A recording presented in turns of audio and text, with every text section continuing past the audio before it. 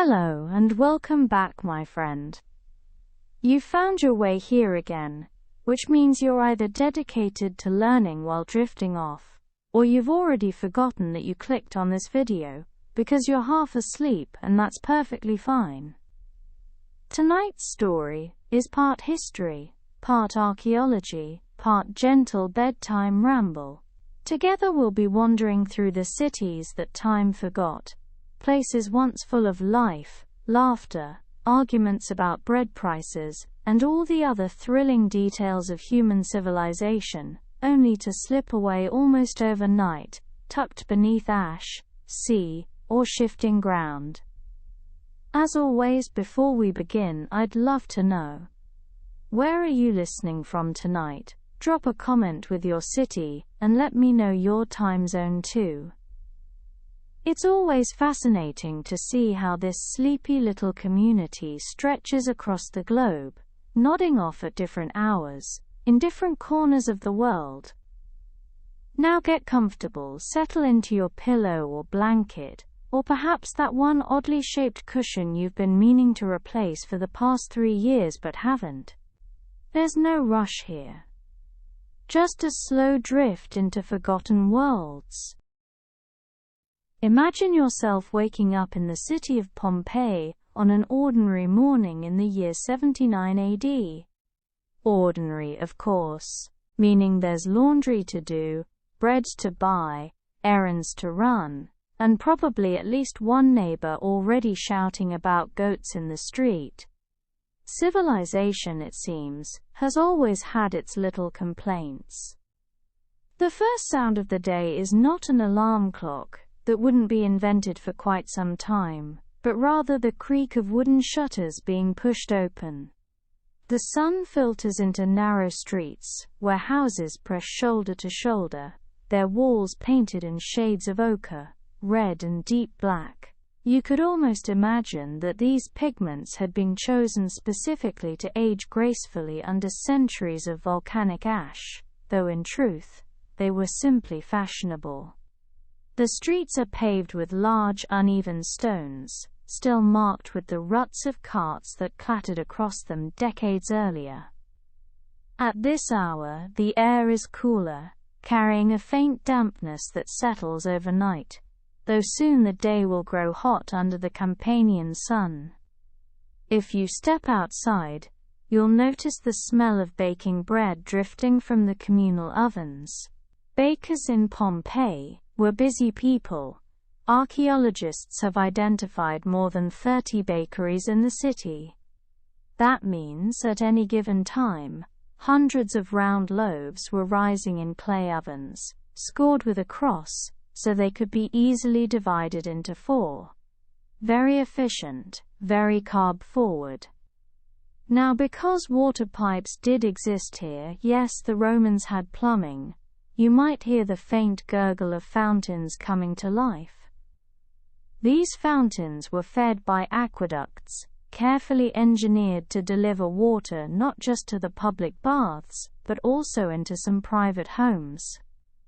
If you were wealthy enough, you had your own supply. If not, you fetched water from the nearest fountain, balancing it in clay jars. A system, in other words, not entirely different from lining up with a jug at a modern office water cooler, except with fewer awkward conversations about weekend plans. The streets of Pompeii at dawn are a chorus of daily routines. Shopkeepers unlatch their shutters and sweep their thresholds. Farmers from outside the city shuffle in with baskets of figs, grapes, olives, and whatever else has ripened in the fertile volcanic soil. Children, not yet burdened with scrolls and wax tablets for school, chase one another barefoot over the stones.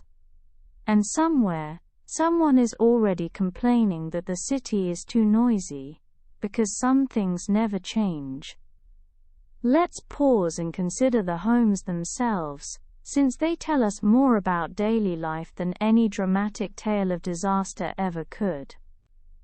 A modest Pompeian home, the domus, would have an entrance leading to an atrium, a sort of open courtyard with a shallow pool in the center. Rainwater would collect there, trickling in from an opening in the roof. Imagine the soft light of morning reflecting on the surface of that pool, flickering against walls decorated with frescoes. Frescoes that, remarkably, still survive, showing us everything from mythological scenes to what we might call ancient interior design trends, delicate vines, painted columns, even trompe-l'œil illusions, meant to trick the eye into seeing extra windows or distant landscapes. Early evidence, perhaps, that humans have always enjoyed showing off to guests. Now, while the wealthy had large houses with these courtyards, gardens, and dining rooms for elaborate feasts, the majority of Pompeians lived in much smaller, upstairs flats. These apartments were sometimes cramped, sometimes drafty, and often situated above shops. Archaeologists have uncovered everything from fast food counters, thermopolia, to taverns serving wine, all with upstairs rooms where families lived. If you've ever lived in an apartment above a restaurant, you may sympathize with the ancient Pompeian, who went to bed each night with the smell of garlic, fish sauce, and baked cheese seeping up through the floorboards. And then, of course, there were the sounds of the animals: donkeys braying, dogs barking, chickens pecking about. Domestic animals wandered through the streets without much regulation, which means a morning walk might involve stepping carefully, not just to avoid puddles, but to navigate, let's call it, evidence of livestock. The stepping stones built across the streets weren't just for crossing in floods. They were also convenient little platforms to keep sandals clean. Ancient city planning, at its most practical. The beauty of Pompeii lies in its ordinariness. Yes, we remember it because of the catastrophe that would eventually preserve it. But on mornings like this, it was simply a place where people lived. People who fussed about breakfast, who argued about politics, who worried about their children's futures, and who wondered if the neighbors were gossiping about them, which, to be fair, they almost certainly were. For now, though, the city stirs gently awake. Light creeps higher across tiled rooftops. Merchants prepare to open their stalls in the Forum. Farmers unpack their produce. Bakers dust flour from their arms. And Mount Vesuvius, looming quietly in the background, is just another part of the scenery, taken for granted, like a piece of furniture so large you barely notice it anymore. If you've ever wondered what grocery shopping looked like nearly 2,000 years ago, allow me to guide you through the market streets of Pompeii. Spoiler: it involves more open-air shouting than a modern supermarket, but considerably fewer fluorescent lights. The hub of commerce here is the Forum, a rectangular plaza surrounded by colonnades and overlooked by temples.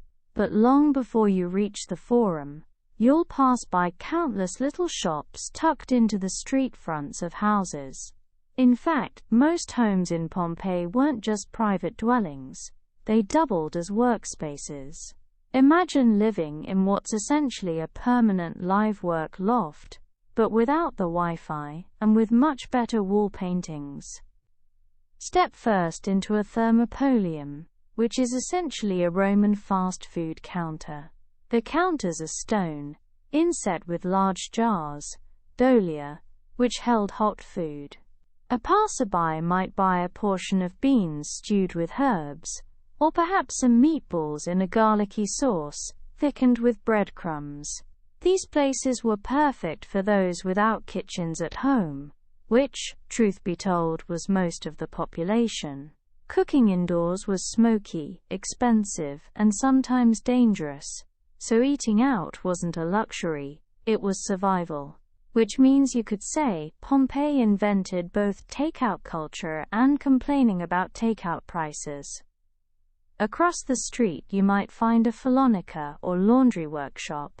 Here, workers scrubbed clothes not with detergent but with, brace yourself, human urine, collected in public jars and prized for its ammonia content.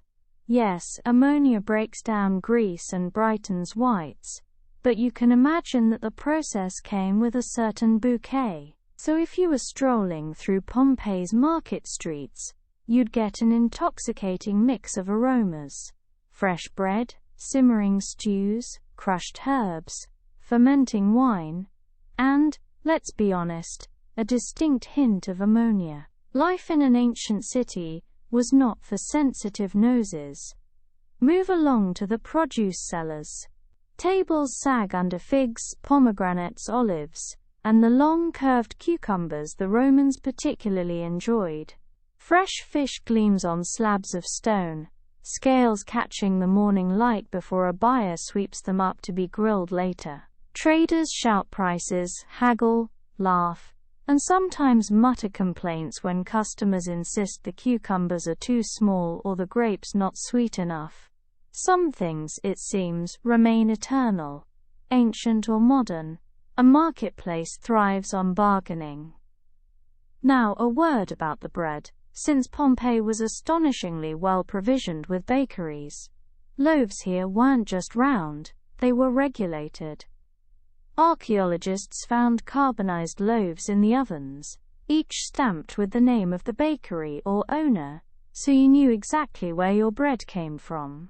Think of it as early food labeling, except baked directly into your sourdough.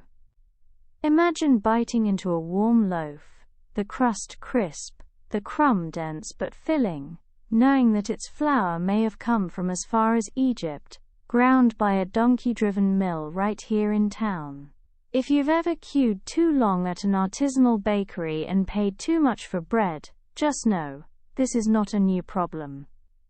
Beyond food there were markets of sound and gossip, the chatter of women choosing produce, the slap of sandals on stone, the squeak of wooden cartwheels, the occasional rooster protesting its short-lived presence at the poultry stall. And above all, the hum of human life, thousands of people moving through narrow streets, busy with the necessary rhythms of survival. And let's not forget the public fountains. These weren't just sources of water, they were gathering points. Neighbors leaned on stone basins, catching up on the day's news, exchanging opinions on gladiator fights, and speculating about politics in faraway Rome. Everyone knew someone who claimed to, quote, have a cousin who heard something about the emperor, though whether the cousin existed was always doubtful. Gossip, it seems, flows as freely as water. The most fascinating part of these streets is how utterly ordinary they were. If you set aside the togas and amphorae, you could almost trick yourself into thinking you were just in a very rustic Mediterranean town. Small shops, the smell of baking bread, the chatter of neighbors, the scramble for the best produce. The difference is that here, the ordinary details have been frozen for us, perfectly, eerily, almost unfairly preserved. For now, though, the people of Pompeii don't know any of that. They only know that it's a bright morning, that the streets are alive with smells and sounds, and that life is rolling along just as it always has. As the sun rises higher over Pompeii, casting long golden beams across tiled rooftops, it's impossible to ignore the great shape that dominates the horizon, Mount Vesuvius. A silent giant, its slopes climb gently into the sky, cloaked in vineyards, olive groves, and scattered farmsteads. From this distance, it doesn't appear menacing, it looks generous. Fertile soil, heavy harvests, mild breezes drifting down toward the bay. To the citizens of Pompeii, Vesuvius is less a threat than a neighbor. It's worth remembering, no one in Pompeii in the year 79 AD knew they lived beside a volcano. not in the way we think of volcanoes. They had no category in their minds for this mountain as a fire-breathing hazard. To them, it was simply part of the landscape, no more threatening than the waves that lapped against the harbor, or the breezes that rattled the shutters. Farmers tilled its lower slopes, planting vineyards that produced the famous Campanian wine exported all across the empire. The dark, mineral-rich soil was excellent for agriculture. Grapevines wound their way up wooden poles, their leaves trembling in the breeze. Olive groves stretched across the hillsides, yielding oil pressed in nearby farms and sold in tall amphorae in Pompeii's streets. Sheep grazed higher still, their bells tinkling softly as they wandered the upland meadows. The mountain gave generously. Even the city's water owed much to this looming presence. Springs bubbled out of the volcanic rock, feeding the aqueducts that carried water into town. When Pompeians lifted a cup to their lips, they were in a way drinking the filtered gift of Vesuvius, a mountain providing refreshment. It hardly fit the idea of danger. And yet, there were whispers, quite literally. Over the years, tremors sometimes rippled through the ground. A wall might crack, a jug might rattle on a shelf. The people grumbled about it, as humans always do. Some chalked it up to the will of the gods, perhaps Poseidon stirring in the deeps, or Vulcan hammering in his forge. Others shrugged it off as nothing serious. The quakes came and went, like summer storms, inconvenient but unremarkable. If you listen closely in this imagined morning, you can almost feel that faint vibration beneath your feet. Not enough to frighten, only enough to remind you that the earth is alive beneath its skin. And still, life carries on. The baker kneads his dough, the farmer sells his figs, the washerwoman scrubs a tunic in a basin. Vesuvius sits quietly in the background, its slopes green, its peak soft against the sky. No smoke, no fire, no hint of what is to come. The beauty of hindsight, of course, is that we know how the story ends. But the beauty of immersion, the way we're wandering now, is to see what the people saw, to feel what they felt. For them, Vesuvius was not a ticking clock, but a trusted companion, as ordinary as the sea, as eternal as the sky. And so the morning deepens, shadows shorten, the hum of Pompeii grows louder, the streets filled with trade, chatter, and laughter. The mountain, vast and watchful, whispers only through the fertile soil, and the faint shiver of earth, a whisper too soft to hear, too ordinary to heed. The city continues on, unaware that it is already a city that time will one day forget.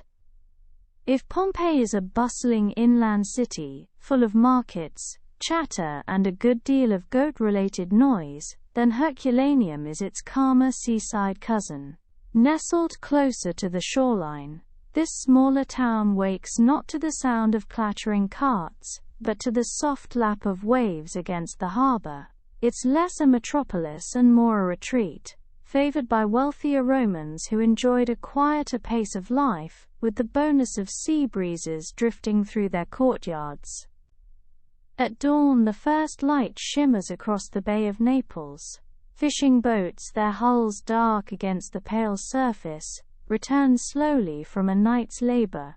Nets heavy with sardines and anchovies slap wetly against the docks, while fishermen mutter to one another about their catch in the half-grumble, half-satisfied tones common to anyone who works before sunrise. Salt crusts their hair, their tunics damp with sea spray. Behind them, the town stirs, as shutters creak open, and the smell of damp wood and brine mingles with the first tendrils of baking bread. Herculaneum, compared to Pompeii, is noticeably tidier. The streets are narrower, yes, but quieter. Here you find fewer public markets and more private villas, large houses with sweeping atriums, shaded peristyles, and intricate mosaics underfoot. Wealth concentrated here. Roman senators and prosperous merchants built homes to show off their status, with walls decorated in elaborate frescoes and courtyards filled with statues.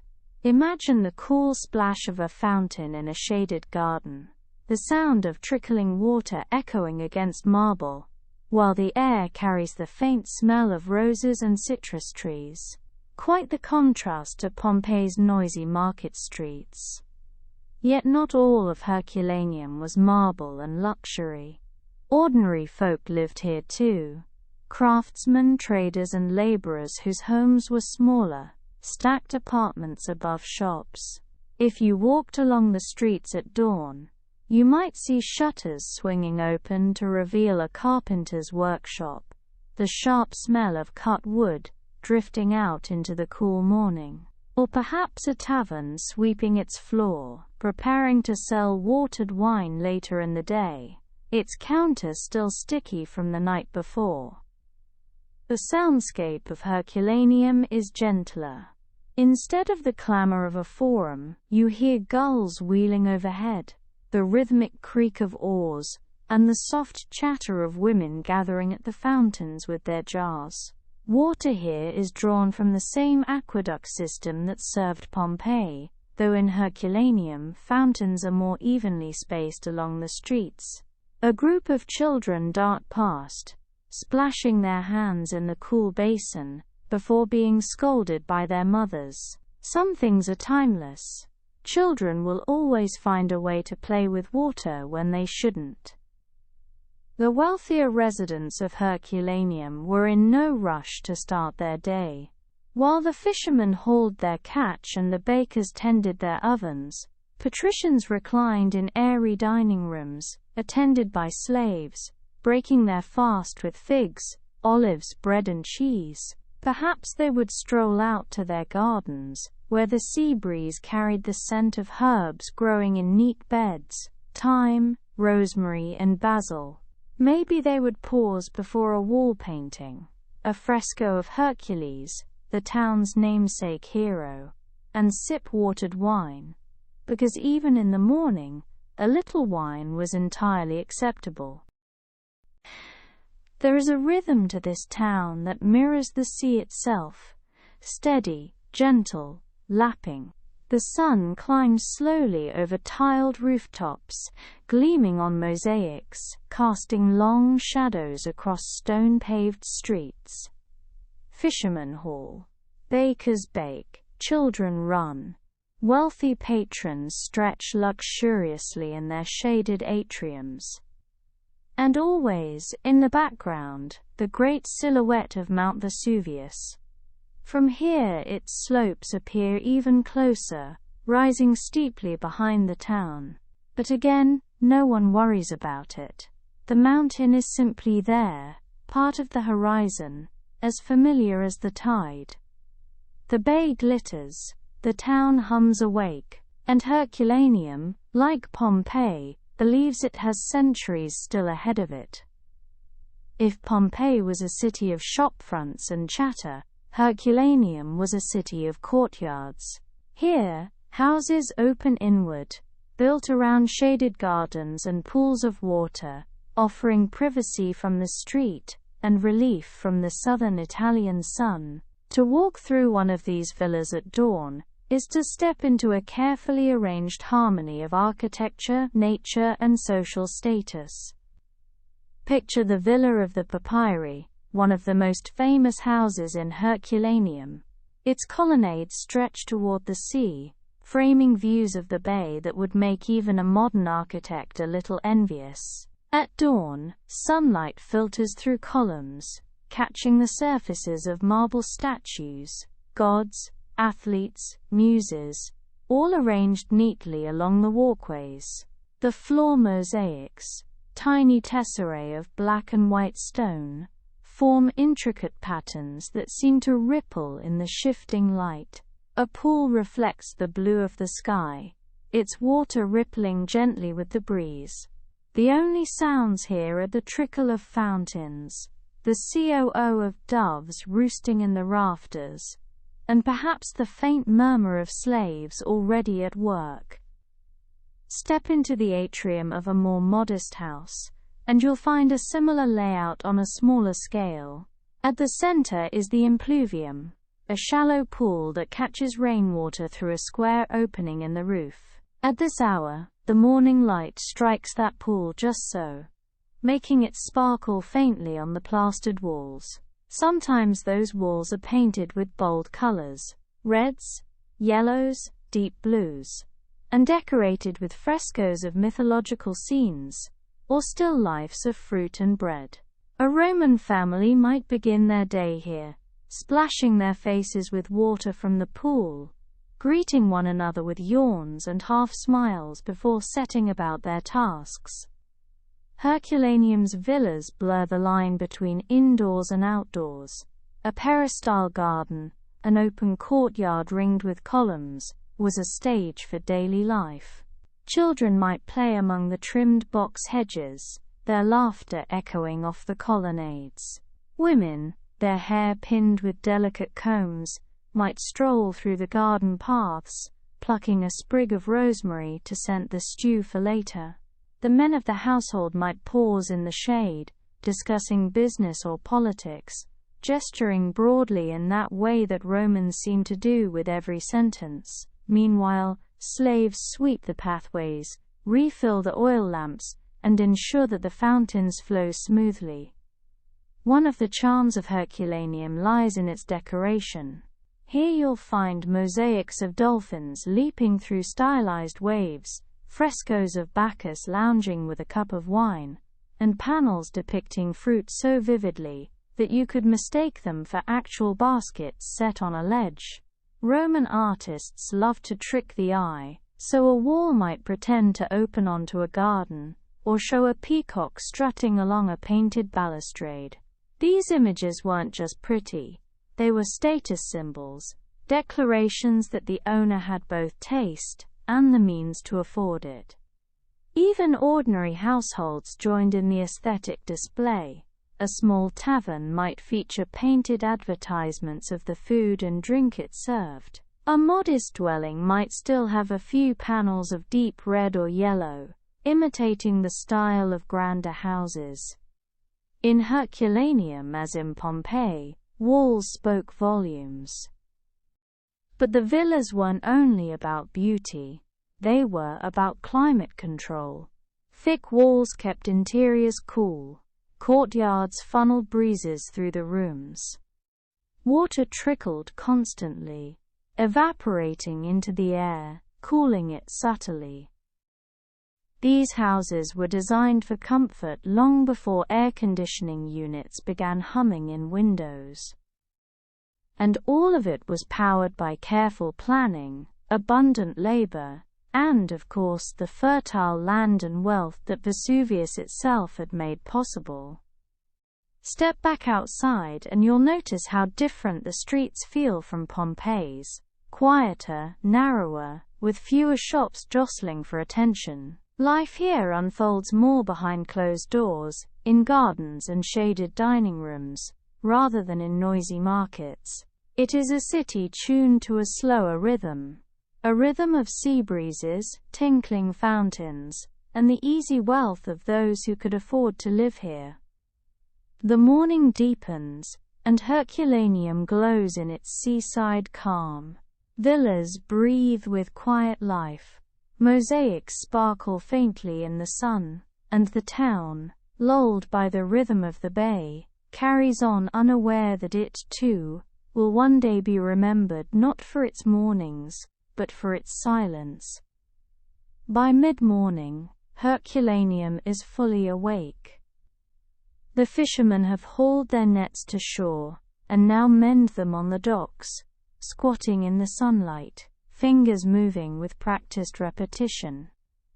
Children run barefoot along the waterfront, daring each other to leap across the mooring stones, their laughter carrying out across the waves. The gulls swoop and cry, occasionally making off with a scrap of fish, thieves as timeless as the sea itself.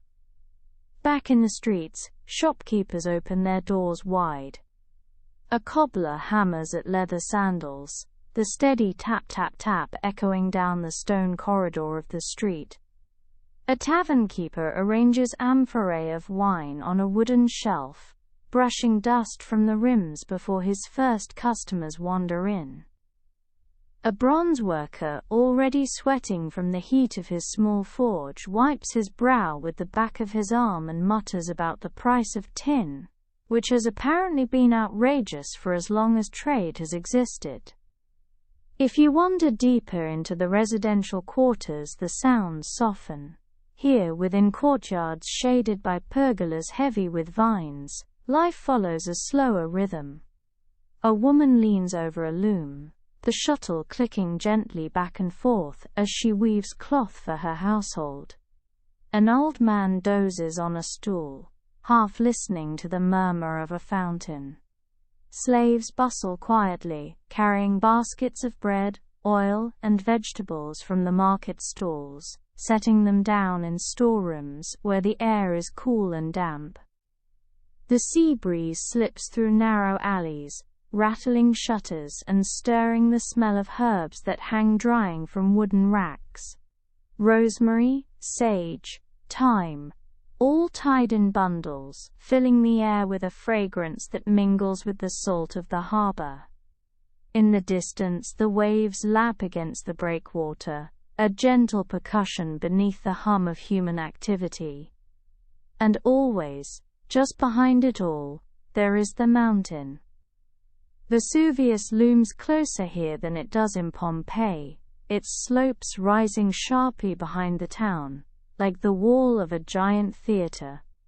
Its ridges are lined with vineyards, their grapevines stretching in neat rows, their leaves trembling faintly in the wind. Farmers climb the lower slopes with baskets strapped to their backs, stooping to gather figs or olives, their voices faint as they call to one another across the fields. To the people of Herculaneum, the mountain is not ominous, it is generous. Its soil yields grapes that become wine, olives that become oil, and fields that burst with grain. When tremors occasionally ripple through the ground, walls crack or jars topple from shelves, but the townspeople shrug. The earth shakes sometimes. That is what the earth does. No one imagines that the mountain itself is a furnace waiting to breathe. From the vantage of history, we know too much. We know that one day, the sea will not glitter so calmly, the vineyards will not be so green, and the streets will not echo with children's laughter. But to stay here, in this moment, is to see what they saw, to hear what they heard. The soft creak of boats in the harbor, the chatter of neighbors at the fountain, the sigh of the breeze through grapevines. The mountain watches, silent and patient. The town lives, oblivious and content. And so Herculaneum, like Pompeii, moves through its morning, just another day in a life that feels endless but isn't. By late morning, Pompeii is fully awake. The cool calm of dawn has given way to the hum of business, and the city pulses with motion. What was once a sleepy sprawl of bakeries and chatter has become a place where every street feels like a stage, filled with the clatter of sandals, the creak of wagon wheels, and the occasional goat that has decided, against all rules of traffic, that it has the right of way. The Forum, the great rectangular plaza at the city's heart, is alive with voices. Merchants stand beneath the colonnades, their stalls laid out with goods both local and exotic. Amphorae of wine stand in neat rows. Olive oil gleams golden in clay jars. and baskets of dates and dried figs are piled high. Traders from across the empire wander through. A man with linens from Egypt, another with spices carried overland through Syria, and someone boasting of a shipment of garum fish sauce so pungent that it could peel the plaster from a wall. Whether it truly could, no one tests, but the claim alone is enough to attract customers. The Forum is not just a marketplace, it is the city's social hub. Lawyers in crisp white togas pace along the marble steps, gesturing dramatically as they prepare to argue their cases. Politicians linger in small groups, their conversations half in whispers, half in sweeping hand movements, as though volume and theatrical flair alone might win them influence. Priests pass solemnly in and out of the temples, their sandals slapping on the worn stone, the smell of incense clinging faintly to their robes. Everywhere you look there are signs of Roman daily rhythm. A scribe sits hunched on a low stool, scratching letters into a wax tablet for a client who never quite learned to write. Children trail after their tutors, groaning as they recite lines of Virgil, their voices droning in unison. A group of women pause in the shade, admiring bolts of cloth, while discreetly comparing jewelry in that subtle competitive way that transcends centuries. The sounds are layered and overlapping. The bray of a donkey, the splash of water being tipped from a fountain basin, the clink of coins as a transaction is sealed.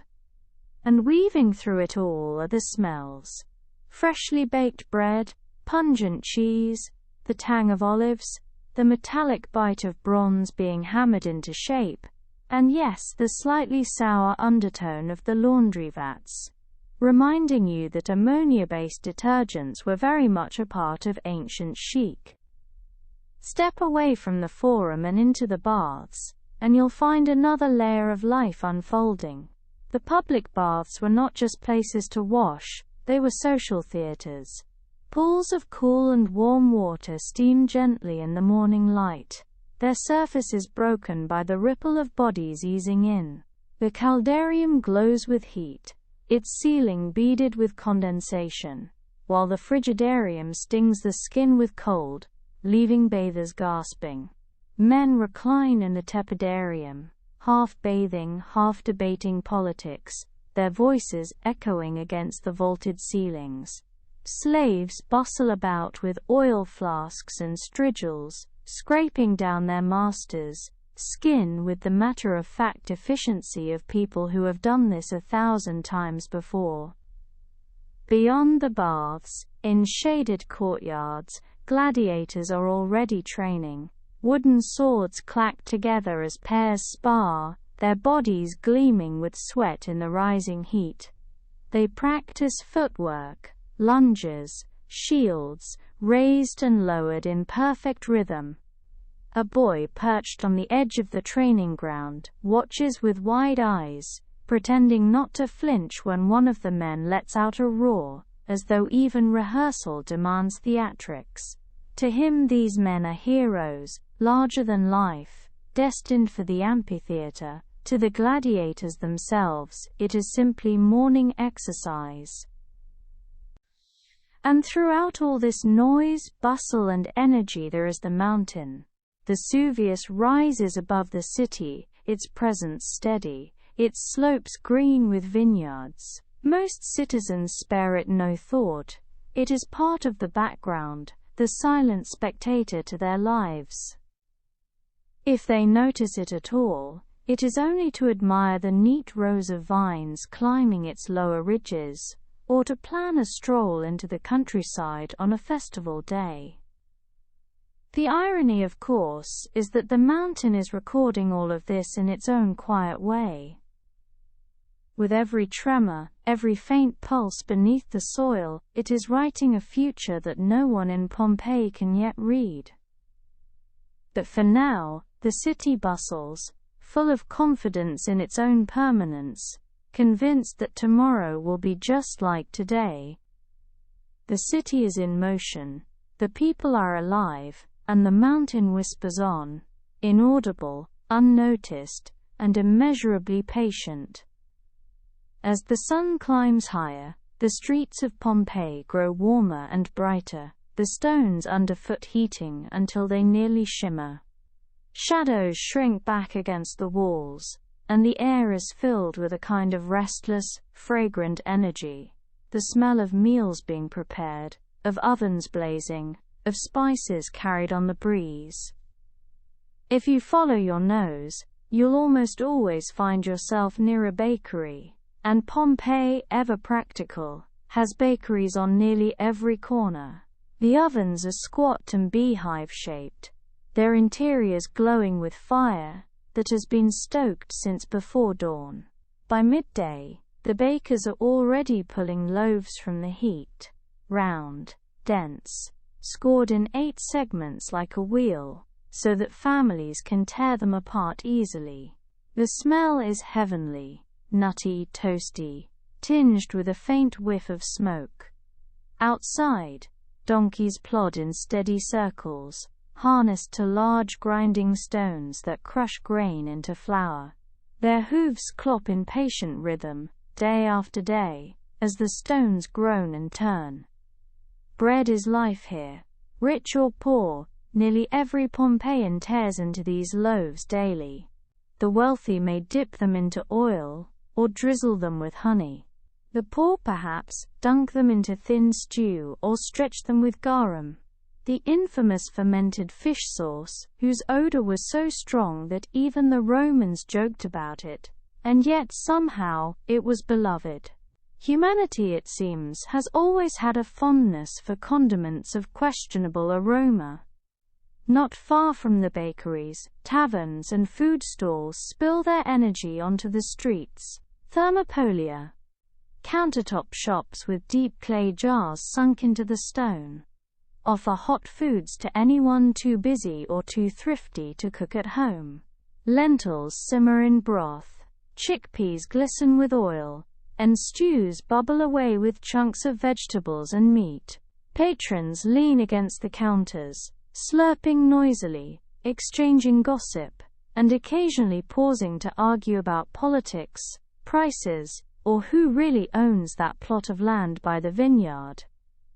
Wine is poured freely, though never neat. It is always diluted with water. To drink it straight, the Romans thought, was barbaric, a thing fit for uncivilized northerners. Instead, wine is mixed, flavored with herbs, spiced with honey, sometimes even warmed.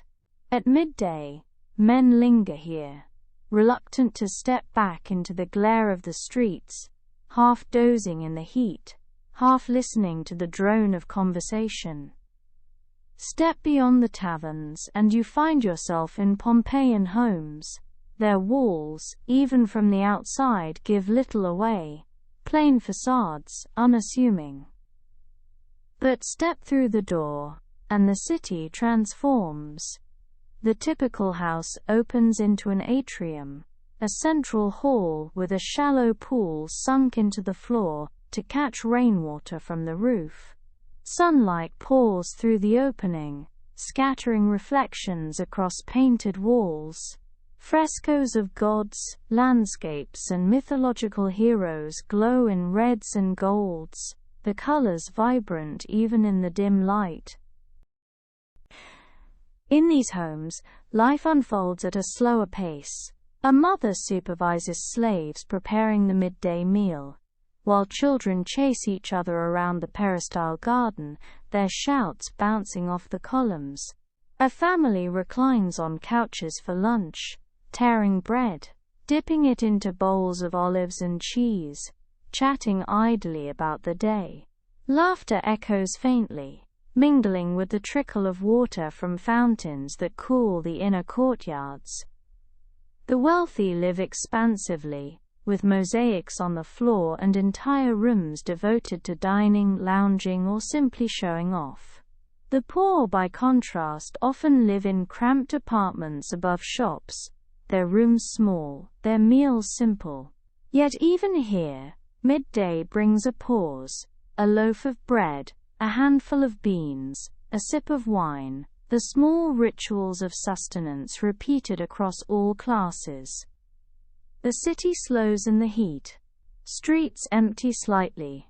Shutters are pulled closed, and even the dogs flop down in patches of shade, their ribs rising and falling with heavy breaths. For a moment Pompeii feels still, as though holding itself in a long exhale. Above it all the mountain remains, quiet and immovable. Its green slopes shimmer in the sunlight, its summit hazy in the glare. To the Pompeian eye, it is only a backdrop, as ordinary as the sea. To us it feels like a ticking clock, counting silently toward an hour that no one here can imagine. But for them, in this moment, the bread is warm, the wine is cool, and the day stretches lazily forward, just another in a long string of ordinary afternoons.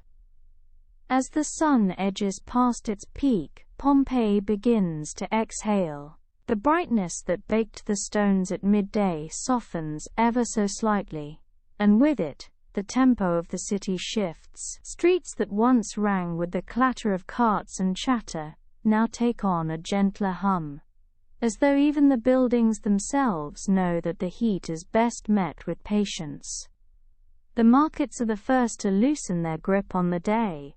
Stallholders, their voices hoarse from hours of hawking, begin to gather their goods. What fish remains glistens faintly in the lowering sun, its eyes glassy, its scent not exactly improving as the hours pass. The better cuts of meat have long since been sold. What's left will be diced into stews, seasoned generously to mask the fact that it has ambitions of walking away on its own. Still, customers linger, bargaining half-heartedly, more out of habit than need. Children dart between the stalls, their laughter skipping ahead of them, sticky fingers clutched around honeycakes. A woman pauses to scold her son for smearing fig pulp on his tunic, the boy looking suitably guilty for about 2 seconds before running off again. Such small familiar scenes play out endlessly, fleeting, ordinary, and strangely eternal. Elsewhere, the workshops taper off. Metal workers, their arms shining with sweat and soot, plunge glowing fragments into water with a hiss that fills the air like applause. Potters stack cooling vessels in careful rows, the red clay still smelling faintly of the kiln. Cobblers set aside half-finished sandals, the leather stiff in the heat, while apprentices sweep the floors with that particular blend of thoroughness and resentment, common to apprentices across all of history. Inside the homes, the city grows quieter still. Families retreat into the shaded atriums and peristyle gardens, where the air is heavy, with the smell of damp stone and faintly sweet blossoms. Slaves fan their masters lazily, the soft whoosh of woven leaves a steady rhythm. A matron settles onto a couch, her sandals slipped off, eyes half closed, while her husband absent-mindedly dictates letters to a scribe. Even the children tire, collapsing in corners for brief naps, their limbs sprawled gracelessly, heads tilted back, mouths open in the universal sleep of the young. For those who wander, the public fountains become gathering points. Women draw water in amphorae, balancing them with practiced ease, while pausing to exchange news about neighbors, grain prices, or the scandalous rumor that so-and-so's cousin was seen leaving the baths with someone decidedly not her husband. The gossip flows as steadily as the water, and both are considered equally necessary to daily life. A group of older men sit together on a shaded bench, their conversation drifting from politics to philosophy, to the more pressing issue of whether the local vintner is watering down his wine again. Their debate rises and falls, punctuated by long silences, the kind of silences that only old friends can share comfortably.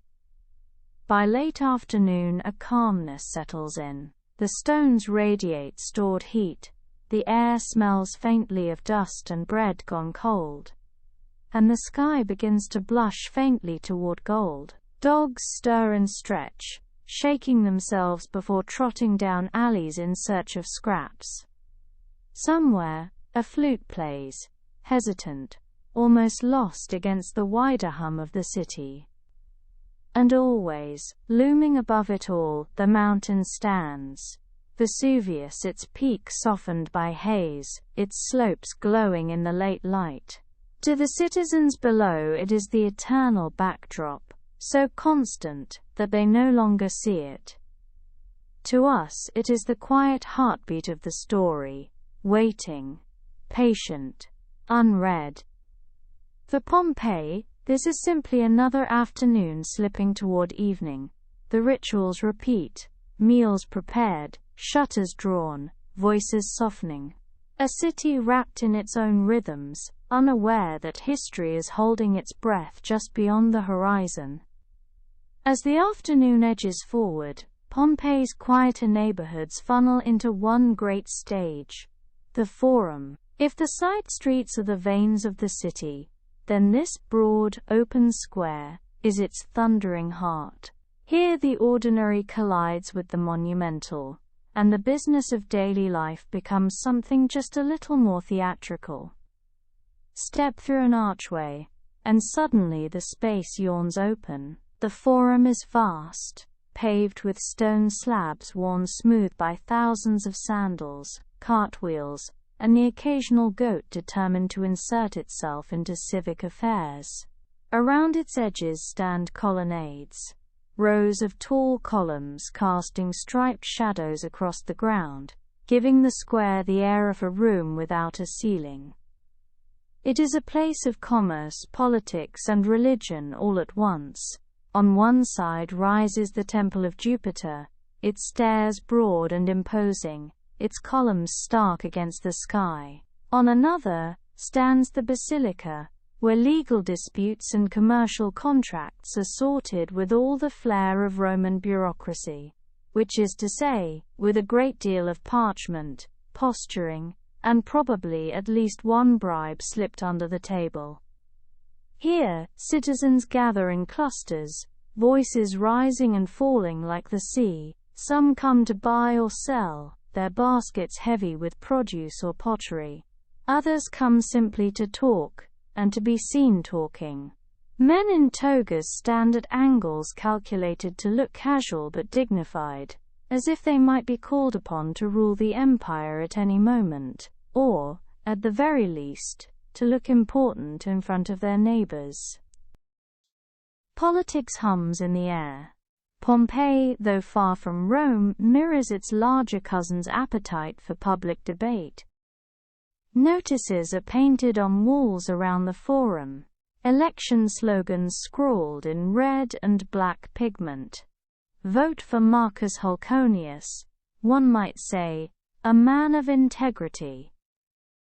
Another urges support for a rival candidate, praised as a friend to the bakers. Whether these endorsements are genuine or written by the candidates themselves, or perhaps by enthusiastic friends after a long night of diluted wine, is left to speculation. Civic announcements are shouted from steps and colonnades. A magistrate, his toga arranged with careful precision, stands with scroll in hand, reading decrees in a tone of voice meant to sound commanding, but, in practice, mostly competes with the market sellers bellowing the price of fish a few steps away. People drift in and out of earshot, nodding gravely, clucking tongues, and then returning to their own conversations about harvests, marriages, or whether the amphitheater will host another set of gladiator games this season. The Forum is also a place of religion and ritual. At the small shrines and temples dotted around, incense smolders, its smoke twisting upward in lazy curls. Priests in simple robes move among the worshippers, their voices low as they offer prayers, or accept small offerings. The gods, as ever, are called upon for everything: good weather, healthy children, fair trade, protection from misfortune. One wonders what the gods make of this endless flood of requests. Surely they must be very busy keeping track. And yet, for all its grandeur, the Forum is not just about power or piety. It is, at its core, a meeting place. Here lovers steal glances across the square, vendors argue over debts, children dart under the columns playing chase, and old men squint at the sunlight as if daring it to fade. Every class, every age, every purpose seems to converge here, woven into a single tapestry of urban life. The air hums with voices, footsteps, the thump of baskets being set down, the occasional bray of a mule. It is not chaos, but it is close. A living, breathing chorus of a city alive in every sense of the word. And above it still the mountain lingers, just visible beyond the rooftops. But no one looks up. Why would they?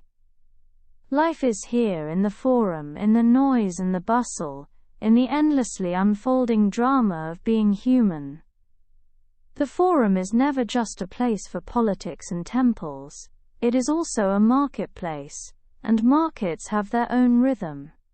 Along the colonnades, stalls crowd together, their awnings stretched out to shade baskets of figs, olives and nuts. The smell of fresh bread drifts in from nearby bakeries, mingling with sharper notes of fish and cured meats. It's a medley that would make your stomach growl, or your nose wrinkle, depending on where you're standing. Vendors call out their prices in tones designed to carry across the square. Buyers hover, weighing fruit in their palms, squeezing cheese, pretending to consider while quietly calculating how much they can haggle down. It's a performance, really, a daily play, where both sides know their lines. The seller insists his goods are the best in Pompeii. The buyer sighs dramatically about how expensive life has become. Amid this bustle, smaller exchanges unfold. A woman buys a length of wool, already planning the tunic she'll cut from it. A pair of sailors argue over amphorae of wine, swearing their ship deserves only the finest vintage, though one suspects they'll drink it all before reaching the harbor. Children hover by stalls selling honey cakes, wide-eyed and sticky-fingered. And then there are the quieter murmurings, the gossip that spreads faster than any official decree. Who quarreled with whom? Whose daughter is betrothed? Which magistrate seems suspiciously friendly with a moneylender? Pompeii thrives on these whispers as much as it does on grain or fish. In a city where everyone lives so close together, nothing stays secret for long. The Forum, for all its grandeur, is at heart a place of ordinary needs and ordinary voices. Trade, talk, a little bargaining, and a lot of curiosity about what everyone else is doing. Beneath the temples and the statues, it's still a very human space, alive with the same everyday dramas that fill any city, ancient or modern. While vendors shout and buyers haggle, another rhythm quietly threads through the Forum, the rhythm of ritual. Religion here is not a separate part of life but woven into its very stones. At the northern end, the Temple of Jupiter towers over the square, its columns stark against the sky. Citizens pause on the steps, some offering coins, others only a quick bow of the head before moving on. The temple is less a quiet retreat than a reminder: the gods are watching, even in the midst of trade and politics. Nearby, smaller shrines flicker with incense, Priests in plain white robes move among worshippers, collecting offerings, grain, figs, a drizzle of wine. Their voices murmur prayers, blending with the calls of vendors and the bray of a passing mule. In Pompeii, the sacred and the mundane share the same soundtrack. Festivals and processions often spill into this space. Statues carried through the square, garlands draped across columns, music echoing between the colonnades. Religion here is not solemn, it is public, celebratory, woven into the life of the city like the market stalls themselves. Even those not particularly devout still linger by the temples, perhaps out of habit, perhaps out of hope that Jupiter, Venus, or Mercury might look kindly on them in their small daily dealings.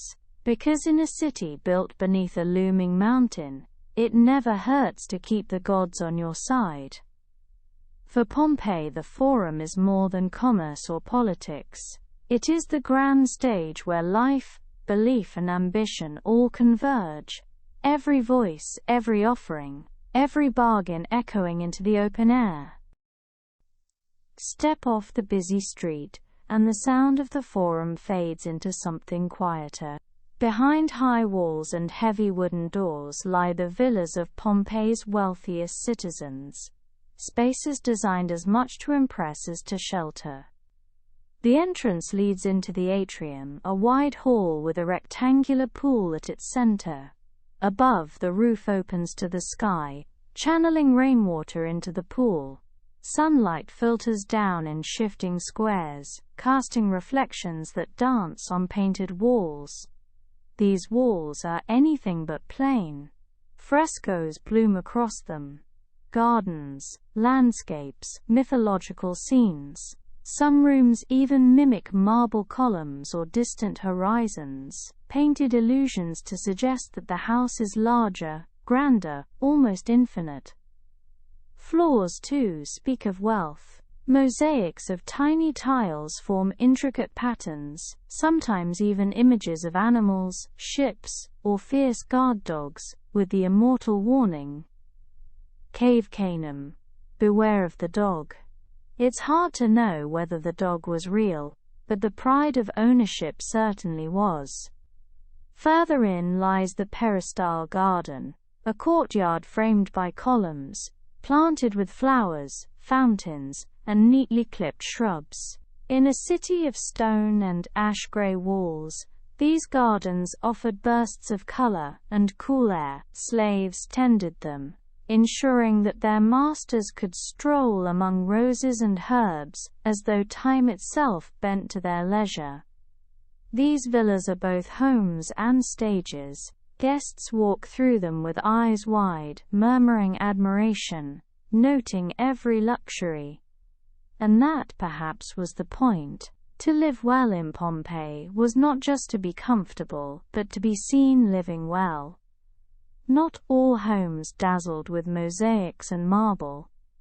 Step into a smaller doorway, and you'll find the dwellings of Pompeii's artisans, shopkeepers, and skilled tradesmen. These homes are simpler, but no less telling. The atrium is smaller, its pool a shallow basin, or sometimes just a bucket set beneath the roof's open space. The walls, instead of sprawling frescoes, might carry quick brushstrokes of color, reds, yellows, blacks. Decorative, yes, but practical too, hiding soot and smudges from daily life. Rooms cluster tightly around the central space. Beds are little more than frames with blankets. Chests hold clothes and tools. In the kitchen, a small hearth smolders, used not only for cooking, but also for warmth in cooler months. Smoke lingers, leaving its mark on ceiling and lungs alike. And yet there is comfort here. A modest courtyard might hold potted plants. Shelves display lamps, pottery, or a favorite figurine of a household god. Children's toys lie tucked into corners.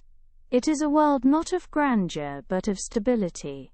lives built on work, family, and the steady rhythm of days. Many of these homes double as shops. The front room often opens directly to the street, where goods are displayed and sold. Step outside and you're in the world of commerce again. Step back inside and you're in the intimacy of a family home. The boundary between public and private is thin, a reminder that in Pompeii, livelihood and living space were inseparable. At the edge of wealth and ambition lie the simplest homes, where those with the least still carved out space for life. These dwellings may be little more than 1 or 2 cramped rooms, sometimes rented, sometimes shared by multiple families. Walls are plain, floors bare. A single oil lamp might be the only light after sunset. Furniture is sparse, perhaps a bed, a stool, a jar for storing grain. Cooking is done outside or at shared hearths. Privacy is scarce and luxury non-existent. And yet, even here, people found ways to shape dignity. A scrap of painted plaster, a clay figurine of a god, a basket carefully mended and used again and again. These modest rooms carried laughter, quarrels, whispered stories at night, the quiet, invisible heartbeat of the city. Pompeii, for all its villas and monuments, was made whole by these dwellings. They remind us that a city is not only its rulers and its wealth, but also its workers, its children, its poor, those whose lives left fewer inscriptions on stone, but who filled the streets with footsteps all the same. If the Forum was the heart of civic life, then the public baths were its lungs, breathing in citizens from every walk of life, exhaling them cleansed, soothed, and perhaps just a little gossiped out. Step through the entrance and you're greeted not by silence but by the low, steady hum of voices, water splashes, laughter echoes, sandals scuff against stone. Even the architecture seems to embrace you. Vaulted ceilings painted in bold reds and blues, floors in mosaic, walls sweating faintly from the heat. The sequence of bathing is as much ritual as hygiene. First, the apoditorium, the changing room, where benches line the walls and niches hold clothes and sandals.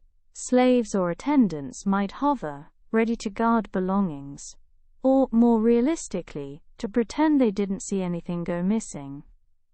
Then comes the tepidarium, a warm chamber meant to ease the body into relaxation.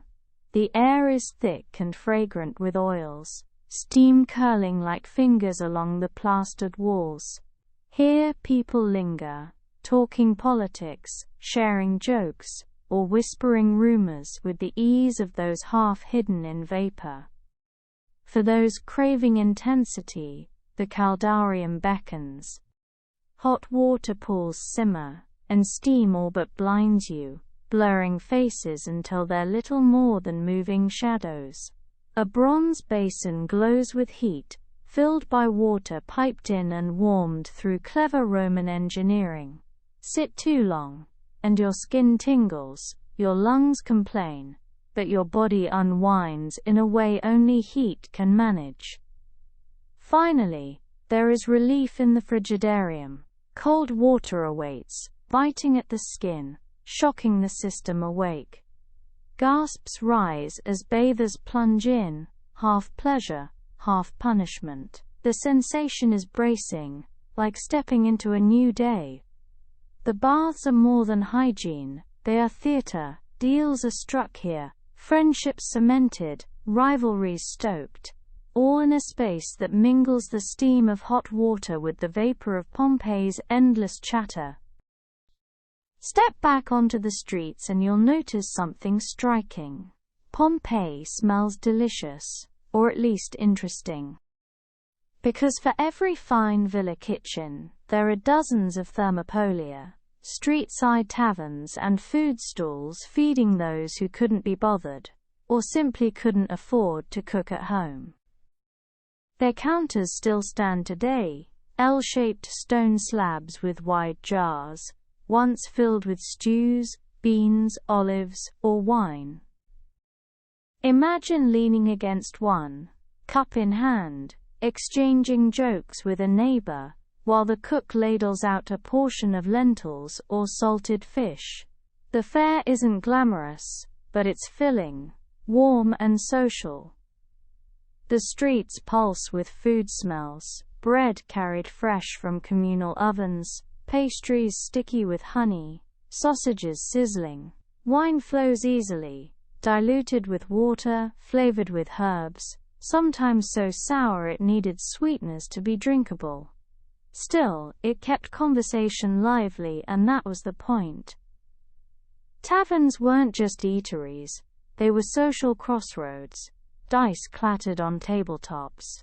Music drifted from flutes and lyres, sometimes enthusiastic, sometimes merely loud. Fights broke out now and then, half from drunken bravado, half from losing too many coins at gaming tables. In Pompeii, food was rarely just about food. It was a way to join the city's rhythm, to feel woven into its fabric. To eat in the streets was to declare yourself part of the noise, the warmth, the endless appetite of urban life. And then, of course, there was spectacle. Pompeii's amphitheater, standing proud on the edge of town, could seat 20,000, an astonishing number for a city of its size. Step inside, and you find a vast ellipse of stone, rising tier upon tier, filled with the murmur of anticipation. Here, crowds gathered not for politics but for pleasure. Gladiatorial games were the main draw.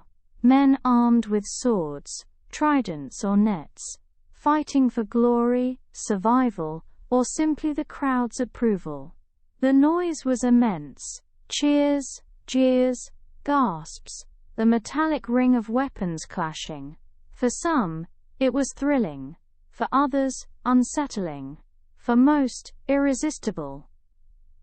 The amphitheater wasn't just about combat, it was about community. Neighbors sat side by side, sharing food and commentary. Elite citizens occupied the best seats, flaunting their status. Vendors wove through the aisles, hawking refreshments. Children craned their necks, half terrified, half exhilarated by the sight below. And when no games were scheduled, the space still drew life. It hosted gatherings, drills, even the occasional festival. A monument not just to blood sport, but to Pompeii's hunger for shared experience, for being part of something larger than one's own home or street. The amphitheater, the baths, the taverns, each offered Pompeians their own kind of escape. Together they reveal a city not only surviving, but savoring life. Loudly, passionately, in ways as familiar today as they were 2,000 years ago. The streets of Pompeii were not quiet little lanes but carefully built arteries, cut from volcanic stone, and laid in patterns that guided life through the city. Each slab underfoot is uneven, worn smooth in places by the endless passing of carts and sandals. The stones have grooves, shallow yet deliberate, carved by wagon wheels over years of steady use.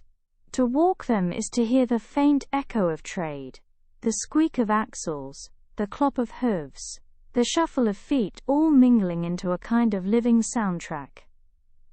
At intersections, you find stepping stones, blocks raised above the street, like islands across a shallow river. They allowed pedestrians to cross, without dipping their sandals into whatever unfortunate mixture flowed along the road. Because yes, Pompeii's drainage system was clever but not flawless. Rain, waste, spilled wine, bits of discarded food, all trickled down the streets in rivulets. Crossing stones were both practical and, one imagines, life-saving for one's dignity. Everywhere there are ruts and edges showing the city's age, and yet, there is order. The streets form a grid, designed for movement and flow, each leading to fountains, shops, or the grand spaces of public life. To walk them is to feel guided by intention, the city itself pulling you along in a rhythm both structured and alive. As you move deeper into the streetscape, the sound of water greets you again and again. Pompeii was a city of fountains. Stone basins placed at intersections, fed by aqueducts that carried water down from the mountains. Each fountain has a face carved upon it. Sometimes human, sometimes animal, sometimes a god with wide eyes, or a mischievous grin. Water spills continuously from these mouths into stone troughs, where citizens fill jars, splash their faces, or let animals drink. Imagine the rhythm of daily life unfolding here. A woman balancing a jug waits her turn. Children lean dangerously close to splash each other, giggling until scolded. A vendor rinses his produce before setting out for the forum. The fountain is not just plumbing, but community, a space where paths cross and neighbors nod in recognition. The voices of Pompeii linger even in the smallest details. You see it scratched into plaster, graffiti. Not the hurried scribbles of modern cities, but deeply personal marks. Declarations of love, insults hurled at rivals, political endorsements, even crude jokes that prove ancient humor was as questionable as ours. Some write verses of poetry, others sketch ships, gladiators, or simply their own names, eager to leave proof that they too were here. So, the streets were not only for movement but for memory. Each fountain, each wall carries the imprint of countless lives, layered like the cobbles underfoot. Everyday voices preserved by accident until time and ash made them permanent. As day dims, the character of the streets changes. By night, Pompeii is a place of shadows and lamplight, more intimate, and a little more uncertain. Oil lamps flicker in niches, casting halos of gold against stone walls. Their light is feeble, leaving whole stretches of street in darkness, so that moving from one pool of brightness to the next feels like stepping through chapters in a story. Shops closed their shutters, but taverns and inns glow warmly, spilling laughter and song into the street. Travelers stagger back from an evening at the amphitheater or the baths, sandals scuffing against stone. Dogs bark, cats slink, and somewhere a flute plays softly until the notes dissolve into the night. The fountains still trickle, the sound gentler now, almost private. Neighbors exchange greetings, voices hushed. Lovers carve initials by lamplight into plaster walls. The graffiti of night. Words meant for the eyes of dawn. Walking Pompeii at night is to feel the city exhale. The day's heat has lifted, replaced by cooler air that carries the faint scent of bread baked late, of oil burning in lamps, of humanity itself settling into rest. It is quieter, slower, more vulnerable, and yet it hums with life, even in its shadows. Pompeii was not just stone streets and painted walls, it was people, layered in complexity, each carrying their place in a delicate social hierarchy. To stroll its lanes is to see a patchwork of roles stitched together into something resembling community. At the top were the elite citizens, wealthy landowners and politicians, whose villas sprawled across entire city blocks. Their mosaics glittered with imported glass, their walls painted with gods and landscapes, their gardens humming with fountains and birdsong. These men, and they were almost always men, were the ones who funded public works, sponsored games and sought recognition in the forum. Their lives were a balance of politics and display, reputation polished as carefully as their marble floors. Beneath them were the artisans and tradespeople, bakers with their round loaves stamped for authenticity, potters shaping amphorae, metal workers hammering bronze. Their shops opened directly onto the street, where work and home blurred. A shoemaker might be mending sandals within sight of children playing in the doorway. These were the city's middle layers, industrious, modestly comfortable, essential. And then there were the enslaved, the invisible machinery of Pompeii.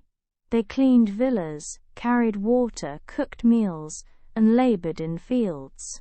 Some worked in households, others in taverns, still others in workshops. A few, granted freedom by their masters, became freedmen, a distinct class with opportunities to trade, to marry, to build modest lives of their own. Their names appear carved into walls, proud even of their partial liberty.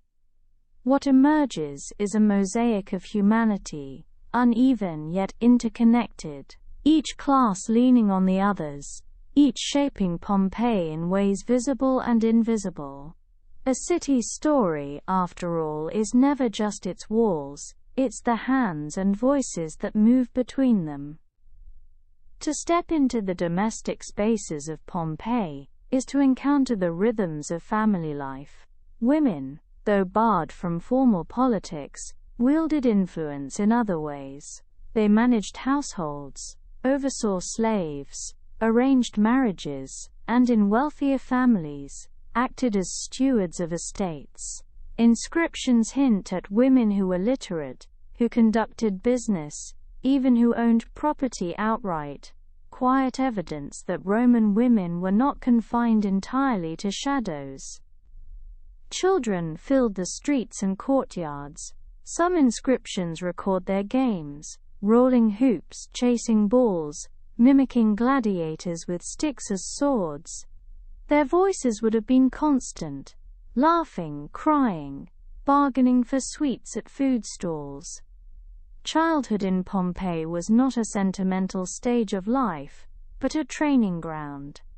Sons learned trades or prepared for civic life, daughters readied for marriage, and all absorbed the habits of their families like sponges. Family life revolved around the domus, the home. In even modest houses, the atrium formed a center where shrines to household gods, lares, stood watch. Offerings of wine, bread, or incense kept divine favor close. Meals, too, were family affairs, though far less extravagant than the banquets of the wealthy. A stew of beans, barley bread, perhaps fish if fortune allowed. Around the fire, daily life folded in on itself, bound by the same patterns repeated generation after generation. So the city was not just tradesmen and elites, it was mothers, fathers, children and kin. People who rose with the sun, fetched water, worked, gossiped, argued, and slept beneath the same smoky lamplight. Their concerns, health, livelihood, belonging, are strangely familiar, even across the centuries. Pompeii was not an isolated village tucked away from the world. It was plugged into the veins of the Roman Empire, and strangers flowed through its streets with regularity. Merchants arrived with goods from Africa, Gaul, and the East: olive oil, fine pottery, exotic spices. Sailors docked nearby at the Bay of Naples, bringing news, rumors, and a few questionable souvenirs. Foreigners brought languages that mingled with Latin in taverns and the marketplace, snatches of Greek, Oscan, or Egyptian rolling off tongues. Some stayed briefly, vanishing with the next tide. Others settled, building small communities within the city's walls, adding their own threads to Pompeii's cultural fabric. And then there were those on society's edges, the beggars, the drifters, the nameless poor. Their footprints are harder to trace, for archaeology tends to preserve marble floors better than worn sandals. But they were there, lingering in the forum's corners, resting against fountains, eking out survival in a city whose grandeur often masked its inequalities. To meet the people of Pompeii is to understand that the city was not simply Roman, it was layered, blended, porous. It absorbed outsiders, and made them part of its hum, even as it reminded them of their place. Like any city, ancient or modern, it thrived on the friction between belonging and exclusion. For the citizens of Pompeii, Mount Vesuvius was not a ticking clock. It was a mountain. Just there, a backdrop, a feature of the horizon, rising with a kind of stoic permanence. Its slopes were green, fertile, blanketed with vineyards and groves. Farmers tended olives in its soil, and wine made from Vesuvius. Earth traveled across the empire. The mountain gave more than it ever seemed to threaten. From the city you would have seen it daily. Standing in the forum, tilting your head just slightly, there it was, the gentle slope leaning skyward. From the amphitheater seats, you might have admired its bulk behind the stage. To live in Pompeii was to have the volcano as part of the wallpaper of existence, always present, rarely considered. The truth is, its shape at that time was softer than today. No dramatic crater, no sinister jaggedness, more a broad, rounded giant than a looming menace. It didn't advertise its danger, it blended in. The people who lived beneath it did not call it a volcano. They didn't even have the word yet in their vocabulary. To them it was a mountain like any other. And so they built their lives in its shadow, without ever really calling it a shadow at all. If we look back with the hindsight of history, there were warnings. Small ones, subtle ones, easy to overlook if you didn't know what to look for. In the years before 79 CE, there had been an earthquake. Not unusual for the region, since the ground here is restless, shaped by the same forces that built the mountain. Buildings cracked, temples needed repair, and life carried on. Earthquakes were inconvenient, yes, but not apocalyptic. But the earth had its murmurs. Springs shifted, gas seeped in places. Farmers may have noticed their vines behaving strangely, though who could say whether it was the soil, the weather, or simply a bad year? Animals may have grown restless before the eruption, but again, animals are often restless. The truth is, unless you are trained to see a pattern, life's anomalies look like just that, anomalies. And the sky? To most, it looked the same as ever. Blue, sunny, the occasional storm. No fiery warnings, no glowing signals. Perhaps some days there was a faint haze, a hint of smoke curling from the mountain's summit. But smoke was not always fearsome. It was a natural thing, part of the landscape, as ordinary as clouds drifting. In short, there were signs. But they were not signs the people of Pompeii could read. To them, the mountain remained generous and quiet. What fascinates us, looking back, is how normal it all seemed to them. Here we sit, armed with geological knowledge, with satellite images, with words like volcanic activity and seismic unrest. We know what Vesuvius was capable of. But to the Pompeians danger was framed differently.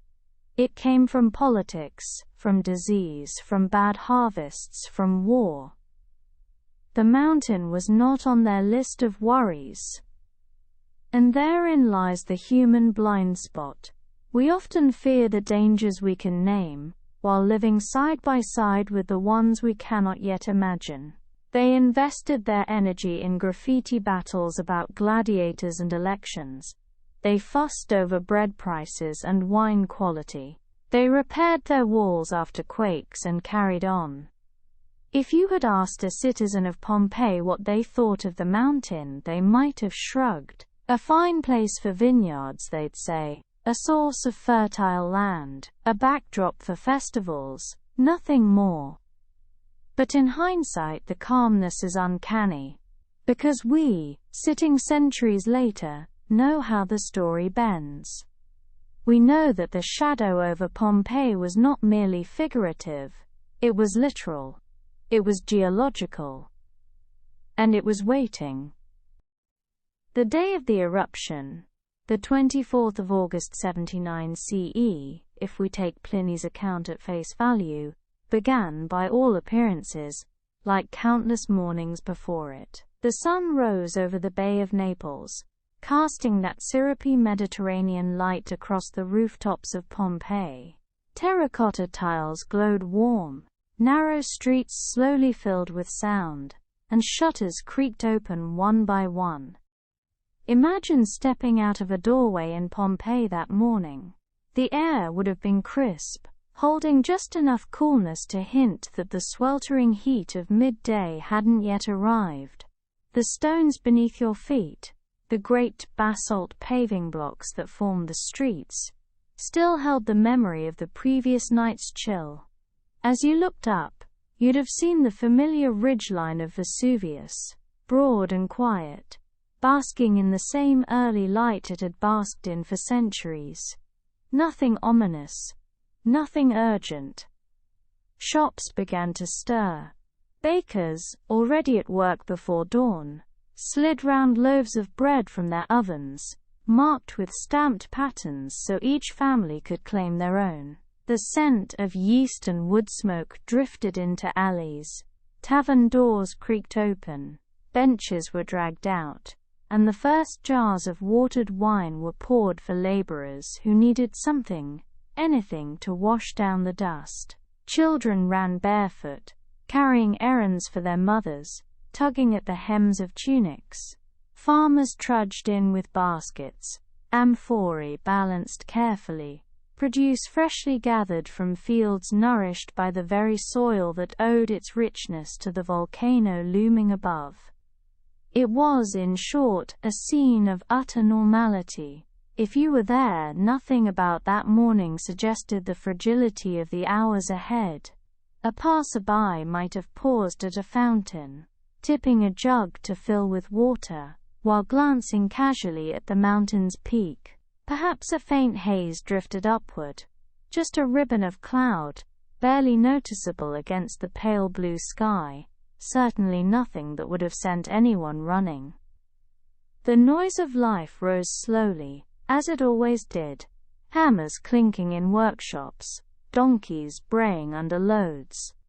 Snippets of gossip in the marketplace, a shouted bargain, the splash of water tossed over thresholds to settle the dust. And above it all the mountain sat silent, as it had for generations. If you lived in Pompeii that morning, your concerns would not have been geological. They would have been practical. How much grain was left? Would the weather hold for drying laundry? Did your neighbor overcharge you for fish again? The volcano was not in your thoughts. It was background, a constant. And yet, in the stillness of hindsight, every detail of that morning seems almost painfully fragile. The hum of life carried on against a ticking clock no one could hear. Bread was baked that would never be eaten. Errands were run that would never be completed. Plans were made that would never reach their afternoon.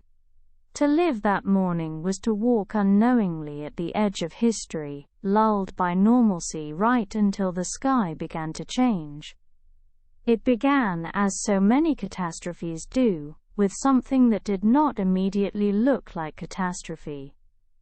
Late in the morning, perhaps around the 6th hour of the Roman day, what we would call late morning or just before noon, people would have noticed the mountain behaving strangely. At first it may have seemed almost picturesque. A plume of smoke rising directly from its summit, too straight, too vertical to be an ordinary wisp of cloud. Thick, dark, and climbing rapidly. From a distance, it must have looked eerily like a pine tree, its trunk the narrow column of ash and gas, its branches the spreading canopy that ballooned out at the top. Pliny the Younger, watching from across the bay, described it exactly that way. A pine tree of smoke rising into the heavens. In Pompeii, the reaction was likely mixed. Some would have paused in curiosity, shading their eyes with a hand. Others may have shrugged and gone on with their errands. Mountains smoked sometimes, didn't they? Surely the gods would not topple a whole city in broad daylight. Surely Jupiter had better things to do. But soon the sky began to change. The plume grew, blotting out patches of sun. The air grew thicker, a fine dust already beginning to drift down, settling on shoulders, on rooftops, on baskets of figs in the marketplace. At first the dust was light, almost like snow. Children might have laughed, catching flakes in their palms before their mothers pulled them inside. Then came the tremors. The ground shook beneath sandals and wagon wheels. Fountains rippled, jugs rattled from shelves, and walls groaned against the weight of old cracks reopened. To Pompeians, earthquakes were familiar, but earthquakes and falling ash together, that was stranger, that was unsettling. Within hours the city was covered in a soft grey film. Roof tiles disappeared under it, streets turned pale, air filled with the smell of sulfur and smoke. Breathing became an effort, each inhale carrying grit that scraped at the throat. Conversations grew anxious, questions whispered between neighbors. Was this an omen? Was this the anger of the gods? Animals grew restless. Dogs barked and pulled against ropes. Birds scattered. Donkeys brayed with nervous urgency, as though they could sense what humans could not yet articulate. The first stones began to fall, not fiery boulders but small, hard pebbles of pumice, lightweight but relentless, clattering against tiled roofs and bouncing down into courtyards. At first they were harmless enough to pick up and toss aside, but they did not stop coming. They multiplied. A rain of stone that, minute by minute, began to thicken. By now Pompeians realized this was no passing storm. The mountain was doing something unprecedented. And yet, where could they go? Some would have tried to leave, gathering children, clutching valuables, hurrying toward the city gates. Others stayed, convinced it would pass, that the gods would calm, that the mountain's anger would burn itself out. But overhead, the plume only grew, a column of fire and ash clawing at the sky, blotting out the sun. It was no longer an ordinary day. It was the beginning of an ending. As the afternoon wore on, the light of day dimmed unnaturally. The plume from Vesuvius had spread so wide, so dense, that the sun struggled to pierce through. Pompeii fell under a strange twilight. As though evening had arrived hours too early, the world filtered through a haze of grey. The air itself grew thicker, hotter, harder to draw into the lungs. Ash fell steadily, not in flurries now, but in a relentless cascade, gritty, stinging, coating skin and hair, working its way into nostrils and throats. Roofs began to sag beneath its weight. Light pumice stones clattered ceaselessly, pouring from the sky like a storm of rock. Every courtyard, every alley filled ankle-deep, then knee-deep, in this suffocating rain.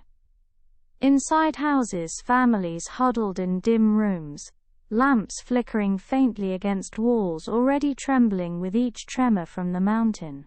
Some prayed aloud, others wept quietly, clutching amulets or household gods in their hands. Still others shouted orders. To the gate, to the harbor, bring water, bring the children. The city, once so orderly in its daily rhythms, fractured into panic. In the Forum, those who had lingered too long now found themselves choking on the thick air, pumice pelting down without pause. Statues stood ghost-like beneath their growing mantles of ash. Columns loomed half-hidden in a storm that muffled sound, turning shouts into hoarse whispers. The falling stones grew larger, fist-sized chunks smashed against tiled roofs, breaking them open, sending shards tumbling into the rooms below. Beams creaked, cracked, and collapsed. Families who had thought themselves safer indoors now fled into the streets, only to be struck by the endless rain from above. Safety was an illusion. And still the ground shook, the paving stones split in places, water sloshed from fountains, amphorae toppled and shattered. The city was being shaken apart, even as it was being buried alive. By late afternoon, Pompeii was a city trapped between earth and sky, the ground unsteady beneath, and the heavens falling above. Those who remained, whether through fear, through hope, or through the simple paralysis of disbelief, were now caught in a night that had come too soon, a darkness broken only by the glow of fire at the mountain's peak. Some clung to doorways. Some pressed wet cloths over their mouths to filter the ash. Some prayed, whispering desperate bargains with gods who had gone silent. But all of them knew, whether they admitted it or not, that this was no ordinary disaster.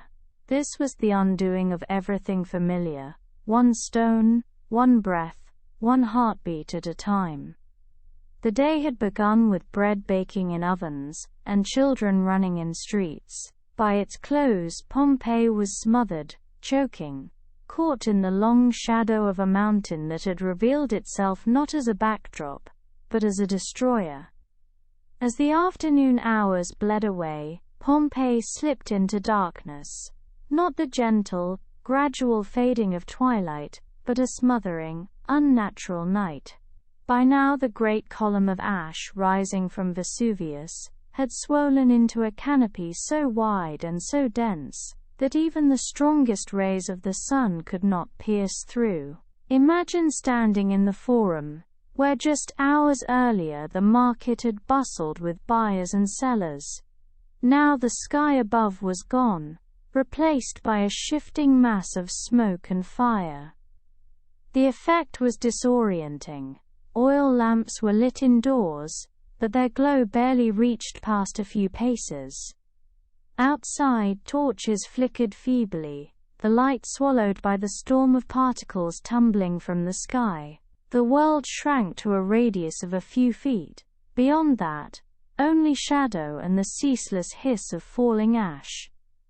And the ash did not fall gently, it poured, it cascaded, it thickened with each passing hour.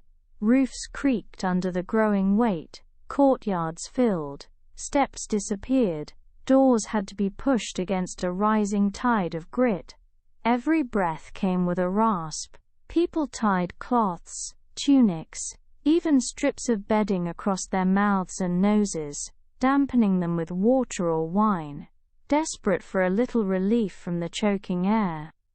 By now the streets were chaos. Some ran toward the gates hoping to escape along the roads. Others huddled together in doorways or beneath makeshift shelters. Families clutched one another, trying to stay together in the murk, calling out names that were swallowed in the noise. Animals bolted or collapsed. The city's proud orderliness, its straight roads, its patterned paving stones, its neat insulae of houses, was dissolving under a growing shroud of debris. To the people of Pompeii, it must have felt as though time itself had fractured. The rhythms of day and night, of work and rest, had no meaning in this suffocating gloom. Only survival mattered now, if survival was still possible. Somewhere across the bay, Pliny the Elder was boarding ships, hoping to cross the water and aid those trapped along the coast. But in Pompeii itself, most had no such chance.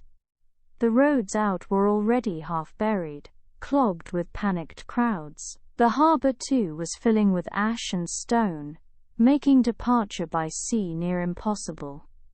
For many, there was no way out. And so, as the mountain rumbled and the heavens fell, the city braced itself for the long night. Every heartbeat echoed with uncertainty. Every sound of creaking timber or crumbling stone signaled another collapse, another narrowing of chances. This was no ordinary night. This was a night that felt eternal, an unbroken darkness beneath a sky that had turned against the earth. By the time the unnatural night had fully settled, Pompeii was a city groaning beneath its own weight. The ashfall, once light enough to brush from a shoulder, had become a crushing burden.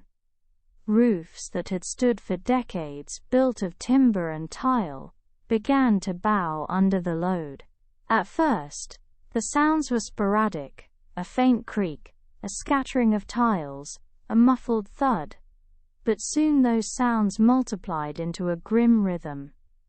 A beam snapped somewhere in the darkness, its crack echoing like a whip through the narrow streets. A moment later, an entire roof collapsed inward, the noise rolling like thunder through the surrounding houses. Walls shuddered and groaned, as adjoining structures gave way in sympathy, one failure triggering another, until whole blocks began to crumble in the smothered dark. Inside, families scrambled for safety, though safety had become almost an abstraction.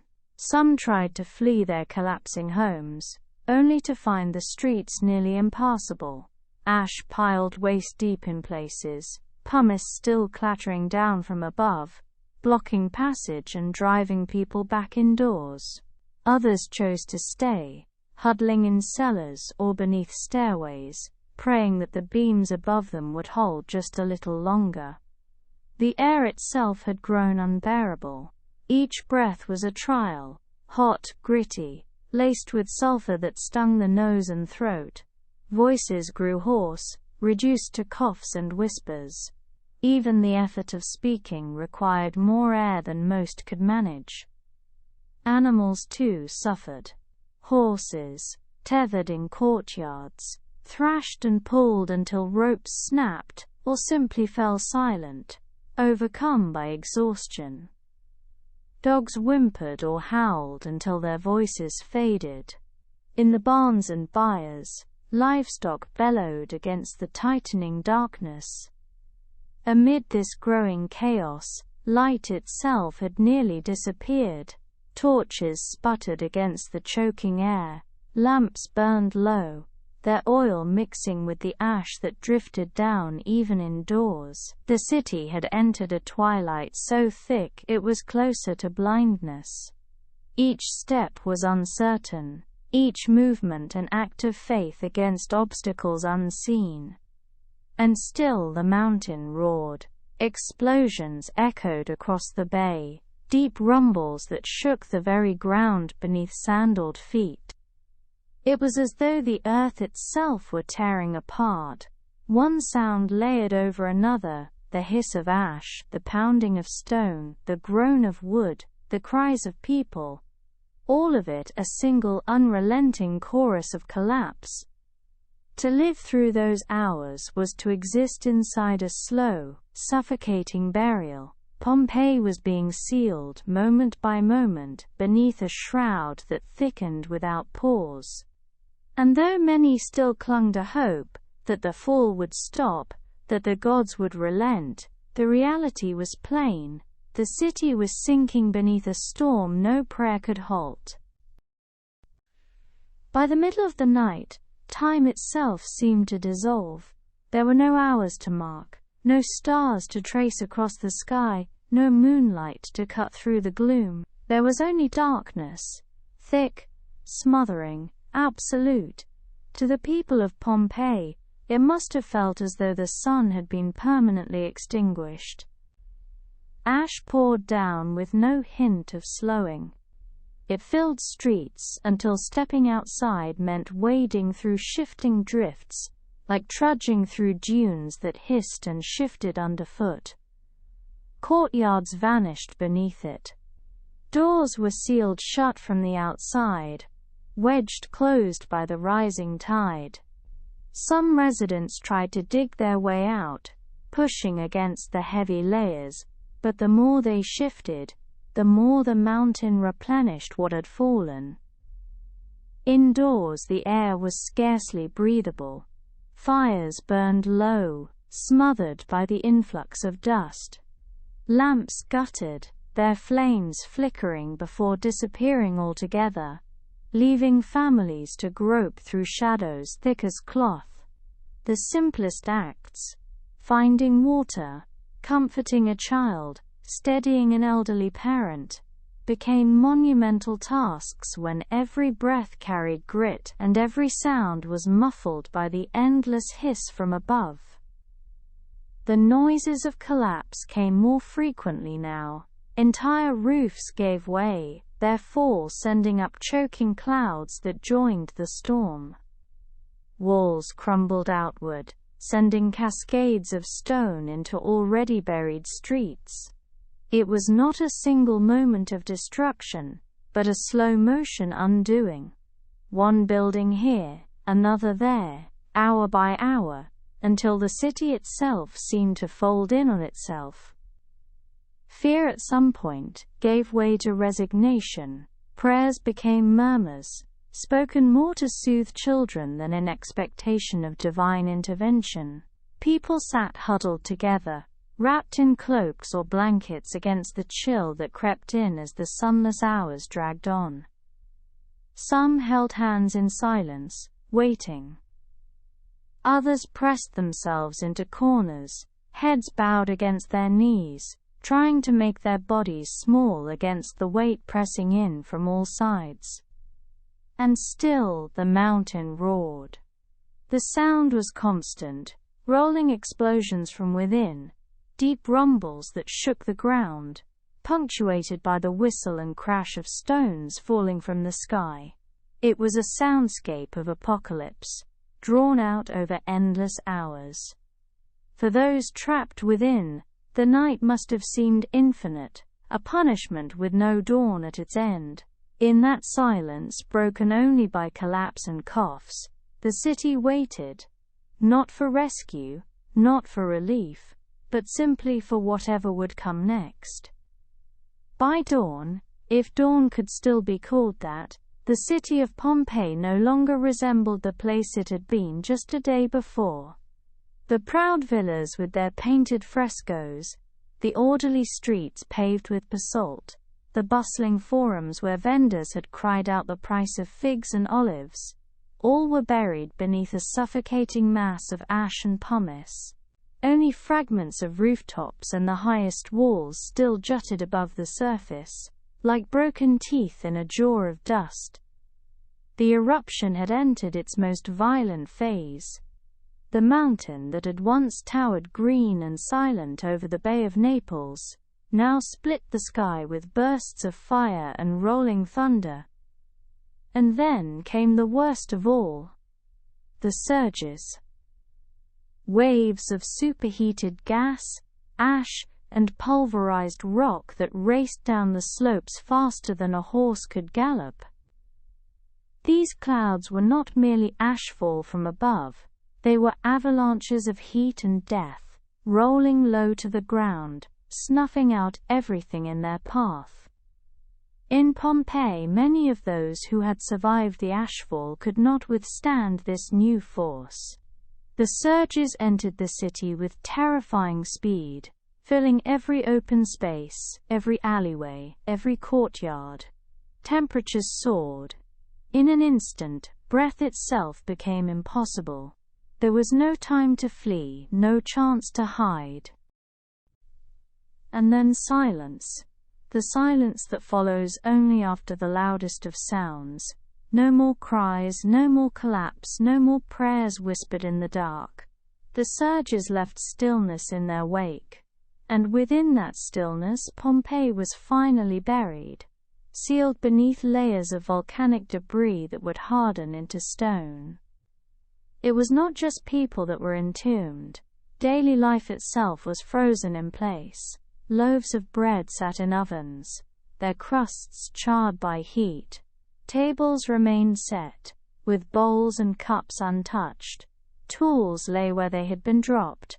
Dogs curled in corners, chickens in coops, jewelry left on dressing tables. The eruption had not only taken lives, it had preserved moments, sealing them against decay, in a way almost nothing else in nature could. Above it all the mountain still smoked, but Pompeii was gone. A city silenced, smothered, and placed under a shroud that would not be lifted for nearly 2,000 years. In the days that followed, the eruption's fury gradually subsided. The sky, once split with lightning and fire, grew quiet. Ash settled like snow across the Bay of Naples, softening the outlines of towns and hills. For those who lived on the far side of the bay, life crept back toward something resembling normal. They swept roofs, cleared roads, and mourned. But for Pompeii, there would be no return.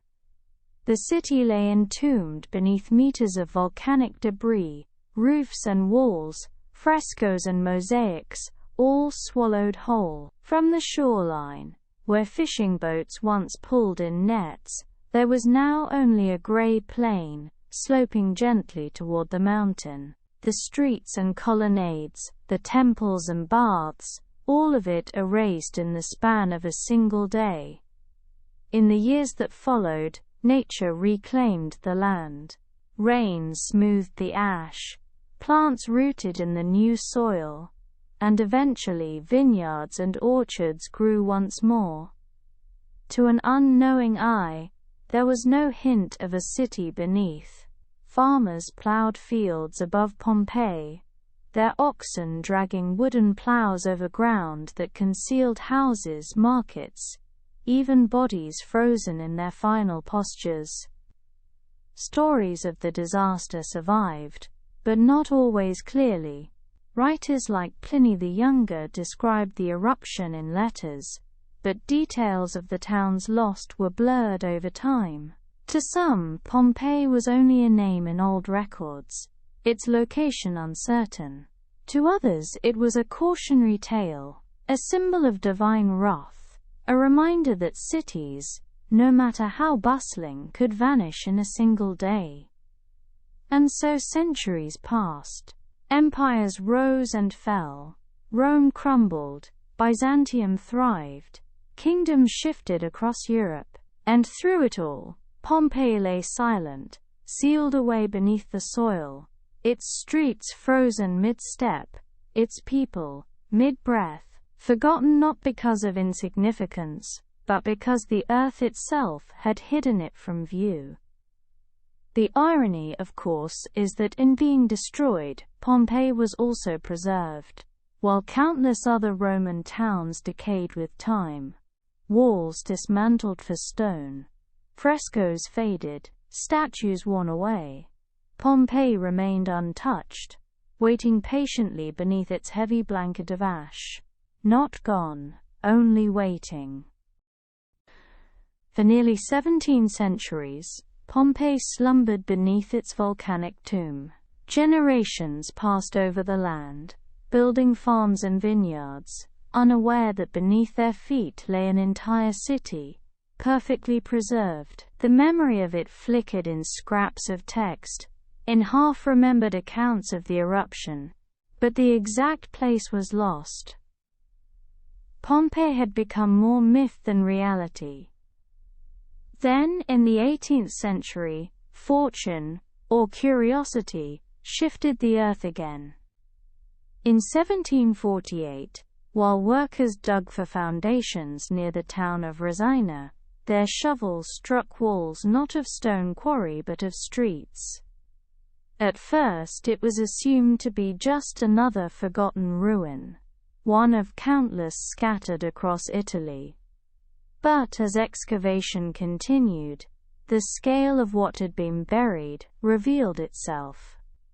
Whole houses emerged, their frescoes as vivid as the day they had been painted. Gardens lay with roots still visible in their soil. Mosaics glittered with glass and stone arranged into patterns that spoke of a vanished elegance. Amphorae were pulled from kitchens, still bearing traces of oil and wine. Even the graffiti scrawled on walls was there. Jokes, political slogans, names scratched in haste, voices of a world silenced in a single night. Most haunting of all were the voids. As excavators tunneled through the hardened ash, they found spaces where bodies had once lain, their flesh long decayed, but their shapes preserved. Ingeniously, plaster was poured into these voids, creating casts of people frozen in their final moments, curled in fear, clutching loved ones, shielding their faces. Suddenly, the past was no longer distant marble statues and crumbling temples, it was human, immediate, intimate. The rediscovery of Pompeii stunned Europe. Scholars and travelers flocked to the site, eager to walk the Roman streets as if time itself had stopped. Here was a city that had not faded slowly into ruin, but had been sealed in an instant, like a fly caught in amber, preserving every detail of ordinary life. And so, the city that time forgot returned, not to life, but to memory. Its story became one of the most extraordinary windows into the ancient world, a reminder that beneath the earth, history waits, a reminder too of how fragile even the grandest cities can be. Tonight as we drift into sleep, Pompeii rests again, not under ash, but under stars, not forgotten, but remembered, silent, yet still speaking through its painted walls and empty streets, a city both lost and found. And so, dear listener, we've wandered together through cities that once thrived with voices, markets and dreams, only to slip away, almost overnight, into silence. From Pompeii beneath the ash, to all the places that time tucked carefully out of sight, we've seen how history is never really gone. It's just waiting for someone to stumble across it with a shovel, or occasionally, an accident involving misplaced plumbing. But for now there's nothing left to dig. You don't need to lift a finger, you don't need to clear away ash or sand or soil, all you need to do is rest, to let your own world grow quiet for the night. As you lie there, think of Pompeii, still and silent beneath the stars. Think of streets no longer busy, houses no longer noisy, a whole city tucked into sleep for centuries. Let that same stillness sink into you now, layer by layer, like soft ash, like gentle sand, like the quiet weight of time itself pressing you deeper into the bed. And remember, before you drift off completely, leave a little note in the comments. Let me know where you're listening from, and which time zone is tucking you in tonight. I love knowing how far these stories travel, and how many corners of the world share this quiet moment together. Now close your eyes, slow your breathing, let your mind wander down those silent streets. The cities that time forgot will keep their stories safe, and you, dear listener, can rest easy. Good night.